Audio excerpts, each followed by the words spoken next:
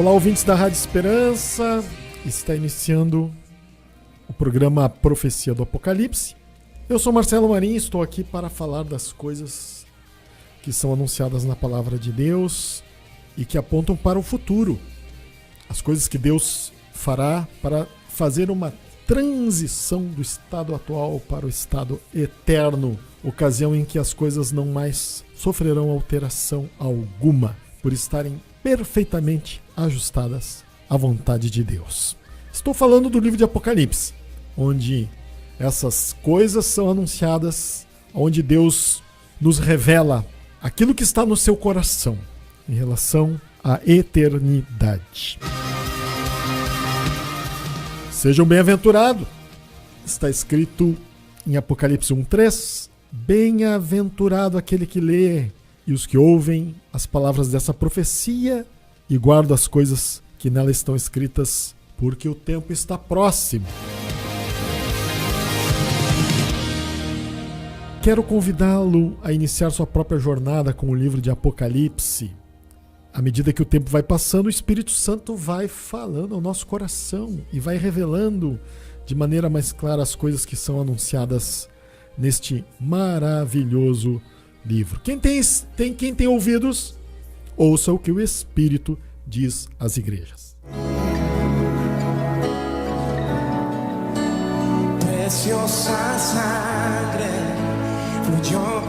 Bem, estou respondendo à pergunta: o que devemos fazer para compreender o livro de Apocalipse?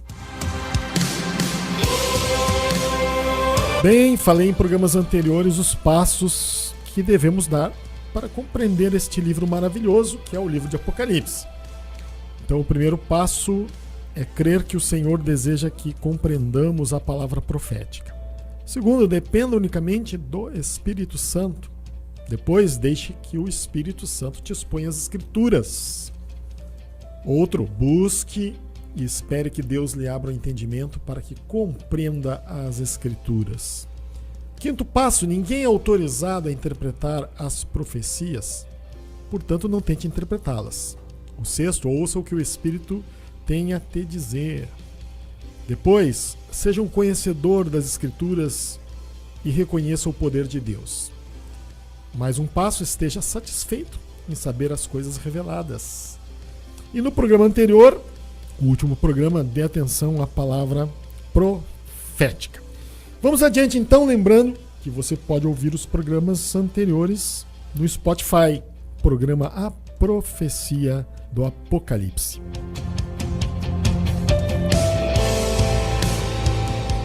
Vamos então, o 10º passo. Familiarize-se com a palavra profética. Então o texto é 1 Coríntios 14:8, diz assim: porque se a trombeta der sonido incerto, quem se preparará para a batalha?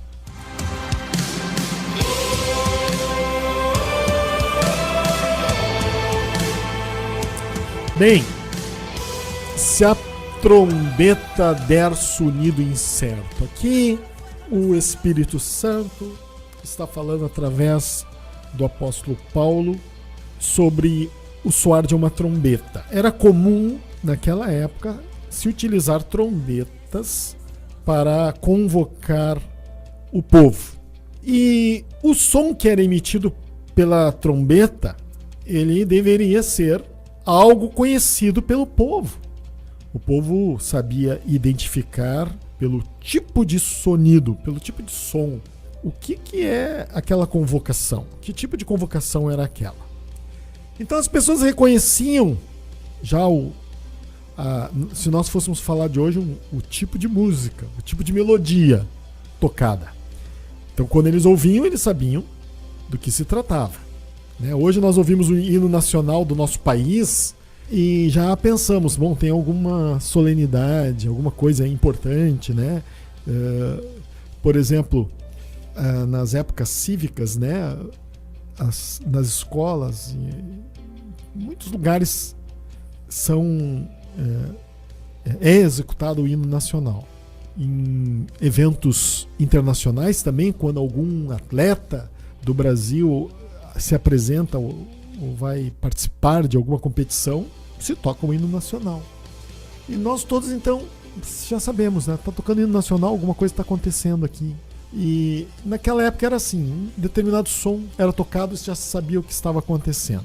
Com relação à palavra profética, Deus, que é o autor deste som, se é que podemos assim dizer, né? Vamos usar o mesmo linguajar bíblico. Deus é o autor da palavra profética. Ele emite um som correto, um som que é possível compreender. Nós podemos entender. Ele não emite um som que nós não vamos saber o que é. Não, algo que nós podemos ouvir. O problema então não está naquele que toca a trombeta, e sim naquele que ouve. Nós é que não estamos familiarizados com a palavra profética. Nós que não estamos familiarizados com a linguagem que Deus utiliza quando faz na Bíblia as profecias, ou quando ele traz a profecia, né? Quando nós falamos do livro de Apocalipse, é uma profecia só. É nós que não estamos acostumados.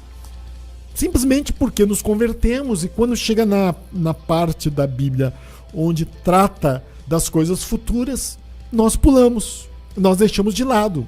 Quando chega no momento onde há uma figura que é típico da palavra profética, Deus utilizar figuras, então nós dizemos assim, isso aqui é muito difícil de entender, vou deixar de lado.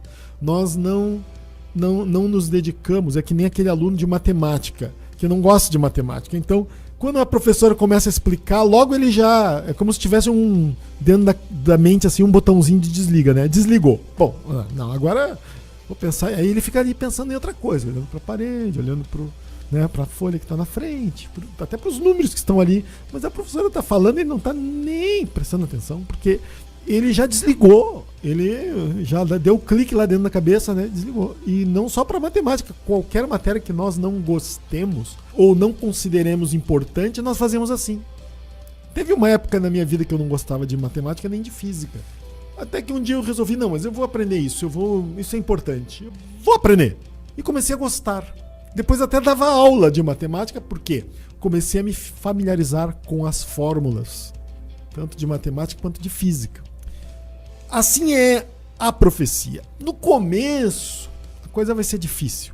Mas depois, com o tempo, você julgando importante, sabendo que é a palavra de Deus, aceitando esse fato, entendendo que Deus quer que você compreenda, então você vai começar a se dedicar e vai se familiarizar com a linguagem profética. Eu podia aqui usar um outro exemplo, uma outra ilustração, que é um idioma novo.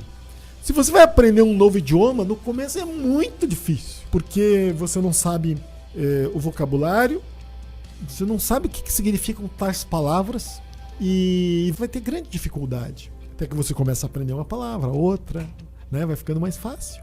Com o tempo você aprende, demora, aprende. Quanto mais velho nós somos, mais difícil de aprender, mas conseguimos aprender também. E é uma questão só de se familiarizar, uma questão de se dedicar, uma questão de buscar ajuda em Deus, pois Ele julga essas coisas importantes. É importante que ouçamos o que o Espírito Santo tem a nos dizer. Ele que emitiu o som da trombeta, usando novamente então a ilustração que o Espírito Santo faz através do apóstolo Paulo, ele que emitiu o som da trombeta, ou seja, a profecia, ele emitiu um som certo, correto. Agora, nós precisamos então saber discernir, nos familiarizar. Isso vai acontecer com cada um de nós. Quando eu comecei a ler o livro de Apocalipse, eu não entendia quase nada. Muito difícil para mim, mais difícil mesmo. Mas eu disse assim, não, sabe de uma coisa? Está escrito ali que Deus deseja que saibamos.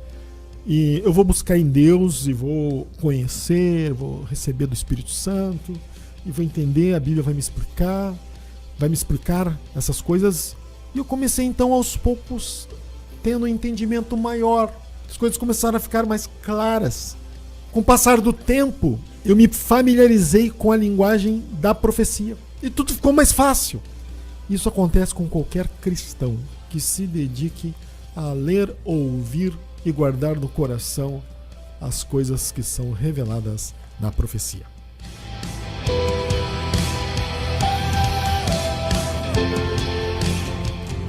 Vamos falar do livro 24 Extraordinários Eventos, a profecia do Apocalipse.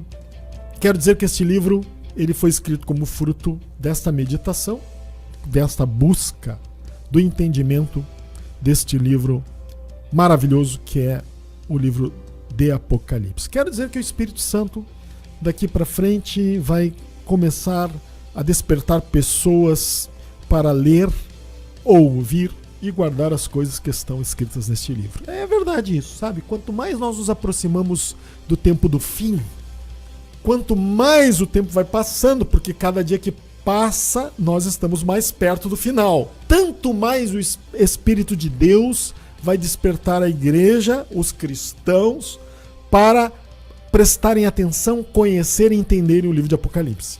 E uma parte da igreja, uma boa parte, uma grande parte, até a metade, segundo nos revela a profecia, estará atenta.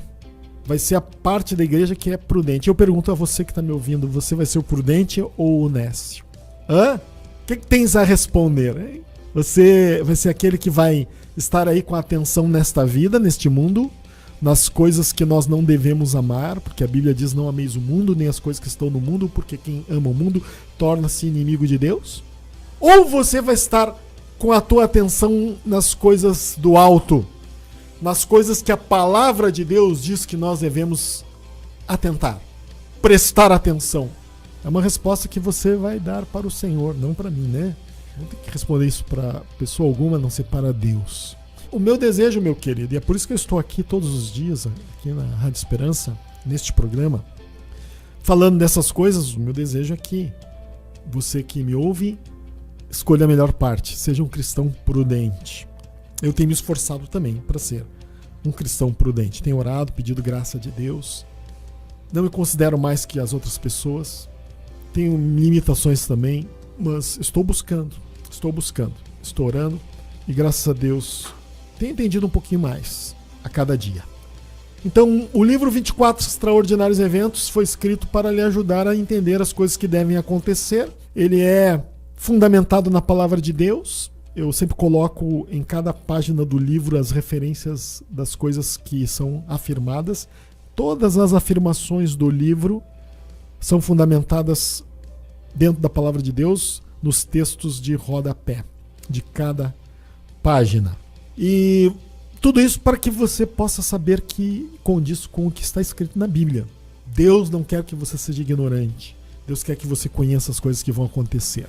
Você pode adquirir este livro, algumas pessoas já têm comprado ele, e você pode adquirir em vários endereços aqui na nossa região da Grande Porto Alegre, aqui em Porto Alegre na Livraria Luz e Vida, General Vitorino 58, Nação e Louvores, Rua Júlio de Castilhos, número 648, e na Livraria Santos, no Shopping João Pessoa, bairro Farroupilha, Avenida João Pessoa 1831, loja 204, na Mania de Ler, na Centerlar, Avenida Sertório 8000, e nas demais livrarias evangélicas em Canoas, Esteio, Viamão, Novo Hamburgo, São Leopoldo. A partir de segunda-feira, nós vamos ter já o site apocalipse.net.br. É um site onde você terá mais informações sobre o livro 24 Extraordinários Eventos, onde poderá adquirir o livro. Você poderá ler algumas páginas do livro. É um site que ficou muito bom, né? O Bolívar Tavares está de parabéns, ele que trabalhou junto com a minha irmã Rosana nesse site. Os dois trabalharam, ficou muito bom mesmo. Ficou bem bacana, tá? E vai ter uma visão assim melhor do livro, tá certo? Tem indicação de cada loja onde você poderá comprá-lo, tanto online, o livro digital, o livro físico. Quem poderá comprar no interior, como comprar no exterior, melhor dizendo, né? E vai ser uma ferramenta muito importante.